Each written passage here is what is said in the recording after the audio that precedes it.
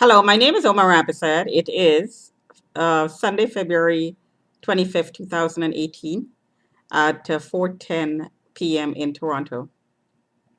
So I'm going to talk a little bit about the tweets that I've posted on my Twitter account, ROSHINI911.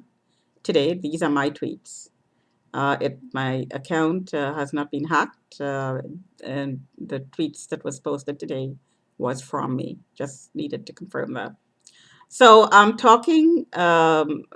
was talking on those tweets about the ongoing targeting that I'm experiencing. So I posted some videos about heart fluctuations, heart rate fluctuations, and swollen ankles. I think I posted some pictures that showed my ankles swollen. So, and I said in some of those tweets that the reason why the ankle was swollen was because I'm being scanned. So I'm just going to expand a little bit about what I meant about when I talked about scanning. So scanning is part of surveillance. So I am flagged, and I heard outside the window and in the workplace that I'm flagged as a prostitute and somebody who gropes. I heard the latest was groping. This is an the ongoing push to sexualize me, to depict me as someone who is perverted sexually. So the last flagging, 3 times, 10 times, 10 affidavits. I'm not quite sure how that works. People signing affidavits saying I groped them and flagging me for this. So the next step is a charge. I heard public discourse, discord, and some other things. So let's go back to scanning then. Let's talk about this. So the scanning is part of the surveillance, the illegal surveillance, because none of this has been disclosed to me in 10 or 15 years of being surveilled. The scanning is part of being illegally surveilled. So to locate a person, the person needs to be scanned. If there's a chip in the person, the chip will be scanned. But if there is no chip, then a certain spot on the body will be tagged, and that spot will continuously be scanned, or the whole person will be scanned. And this can be done by some sort of biometrics for location, retinal scans, your electromagnetic signature, your aura, that is, everybody's is unique, and other things. So once this is loaded up into a satellite, you could be surveilled via satellite anywhere you go. Now let's localize that idea. And in this building, I am being looked at inside of my home as part of the illegal surveillance. So in order to locate me inside of my home, I'm intermittently scanned. Lasers, microwaves, this is radiation. It doesn't matter which one you use. Now, I actually demonstrated this in some of my previous videos in which I was doing a blurb like this, and you can hear the interference in exactly 2 minutes, 1 minute, 1.5 minutes. So there was a pattern to it. And in a lot of those instances, every time you heard that scratchy noise, a certain point in my body would be burning or hurting. And then after about 30 seconds, it would go away, and then it would start again with the next set of interference. So this is one way to to to um, to demonstrate that there is scanning going on. I didn't intend, of course, to record it. It just was in the background of my video. And I knew I was experiencing burning sensations as well as I was talking. Because this is done to stop me from talking. Obviously, the criminals who are running this don't want exposure. So the scanning then is causing all kinds of health issues. In the last week or so, I have been experiencing huge, massive heart rate fluctuations in very, very short spaces of time, seconds, minutes. The fluctuations is ranging from over 200. I have a heart rate monitor, and when you press this button over here, you get the pulse after about 20 seconds. And sometimes I do that and it doesn't register. I get no reading. And sometimes I do it repeatedly for about a minute or two and I still don't get a reading. And when eventually the reading pops up, it pops up to about 199, 189, 179. So it went over the limit of the capability of the monitor to register. So then in about 30 seconds or a minute later, it goes down to about 86.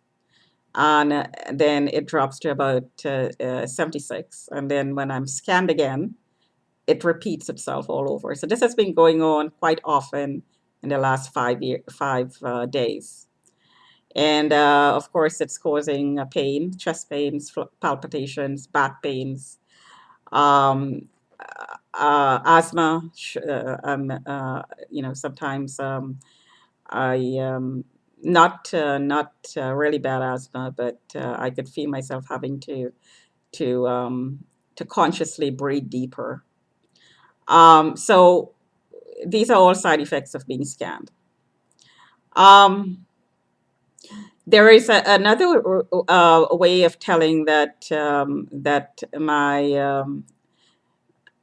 my private life, what's going on inside my unit, is being listened to and recorded and talked about because the comments, and one way of doing this is of showing this, I should say, is recording that some recordings I've actually done and sent to the police that actually demonstrated uh, comments about masturbation. And the few times I recorded it and sent it to the cops are just the few times, just represents just a few times of the many times it has happened daily before I filed a legal action, and there is a legal case going on. So the comments I hear outside the window consistently is on the topic of masturbation. So it would seem that the person outside the window has a problem with a woman masturbating and effing herself, his quote, and showing men her you know what's while masturbating. Now, since I know I'm being surveilled and reported on, and the comments about masturbation is so consistent, it would be reasonable to conclude that these comments aimed at me, and in some instances, um, unit numbers and so on is called indirectly. So there is definite ways of reasonably concluding that these comments are meant for me to hear. Another reason I made this conclusion is I'm suspecting that this man has flagged me as a prostitute and has sworn affidavits saying that he suspected of me as a prostitute. So masturbation seems to be a topic that he's very interested in. Why is it so? I suspect that there's a lot of pimping going on, and there are pimps in the building. And what's going on is that my home is being hooked up to a net or an intranet, and the password's sold. And men are looking at me, and when they see me masturbating, they talk about it. And because I masturbate, maybe the password is sold more often for my unit than others. So I'm being trafficked, basically. I'm being trafficked, which I reported to the cops several times about men following me around and so on. So it's still going on. I think the trafficking is even going on even more so than before. So let me talk about masturbation and the fact that I'm not showing anybody. And even though I suspect that my home is public, I still do it. Um, if the reasoning goes that people are looking at me and I should not masturbate, the same reasoning would go people are looking at me, I should not go to the bathroom and take a bath either. because those activities too are being recorded and talked about. So it also goes along the same thinking, along the lines of the thinking that I should not have, a man in my unit and have sex, because God knows the pimps will not like that. So the reason I masturbate and carry on my life, masturbation being just a small part of it, um, and I still do it, strongly suspecting that people are looking at me, and strongly suspecting that my home is being sold, is because I need to. I take the approach that the body has everything that it needs to heal itself, and artificial drugs is not necessary until it's absolutely necessary to do so, to take them. So I go the natural way. Masturbation, from what I researched, the information I gathered from my research, is very, very, very good for you. Anti-stress, balances off your hormones, it increases bone density. There's all kinds of hormones that's released into your system that helps the body heal, look younger, stay healthy, a better frame of mind, de-stress, and so on. So this is the reason. This is the main reason that I do it. Of course, pleasure being one of them, which is also de-stressing. So my point is not going on and on about masturbation because I'm an advocate for it. My point is, if the passport is sold to a Muslim man and the Muslim man think that masturbation is, oh my God, something so bad, and it's anti Sharia and it shouldn't be practiced, and oh my God, she must be a prostitute if she masturbate. We have to kill this, blankety blank blank. Then the man will probably try to kill you. So it's putting my life in danger. I'm in danger. I'm being presented and sold as a prostitute by the people who are doing this. And I believe there are pimps in the building who are doing it, which is why I'm speaking out. The pimps are using lasers and microwaves to intimidate, to discipline, to locate you, to track you, and image and record you. This is all radiation. So swollen feet, swollen internal organs, and other health issues arise out of this. And these are all symptoms that I'm experiencing right now that I'm strongly suspecting is directly related to the intensity and the frequency of my being radiated for the last little while. So I just needed to clarify what was in my Twitter account. And I also, there's a comment here that I need to make that is puzzling me. It's legal to be a prostitute in Ontario. There are a lot of women who would be happy to take part in the business willingly, with consent, make lots of money, whatever. I'm not one of them. And I'm consistently saying so for years and years. I report the people following me around. I'm exposing what's going on. I'm exposing how it's being done. I'm exposing how I'm being intimidated into the business. I'm trying to be forced into, and excuse me, let me rephrase that. I'm talking about intimidation and how intimidation is being used to force me into the business, and how my career is being destroyed, again, to force me into the business. I'm being registered back and forth to men, adjoining and being espoused, again, forced into the business. Everything is being done that could possibly be done to paint me as a prostitute and to change the public image of me.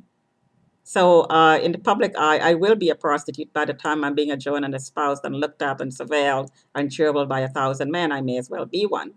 This is a way of converting somebody into a prostitute while destroying their career. So here's my comment. No amount of gerbling and no amount of accessing my body, no amount of labeling, No amount of adjoining and espousement is going to convert me into a prostitute. Only I could do that. I am the only one who can sell myself to somebody. Only I could do that. You, the criminals, excuse me, can access my body, can gerbil any crevice that is accessible by today's technology, and everything is accessible through today's technology, unexposed and open. We are all open. Everyone is open. An infrared camera will show your body, in a very explicit way. So these technologies are all abused, could be abused, and it is being abused in my case. So my point is, if a bunch of criminals are choosing to abuse the technology to try to convert somebody into a prostitute who doesn't want to be one, when there are so many other options out there. You ask a woman out there with the tendency to become one, they're going to consent. So why force people into the business? It really doesn't make sense. Especially in my case, I'm just one single person. Why so much money and so much effort and so much time is being spent to convert one person who is exposing the business and exposing the strategies that's being used to convert covertly? Why concentrate on me? Well, I know the answer, and I think you do too. Um, because kids are being affected this way. So the criminals who are making lots of money out of this don't want the technologies that are being abused. They don't want this technology exposed. They don't want the organization behind it exposed. Because there is an organization behind this that's making a whole lot of money. It's all about money. Talk to you another time.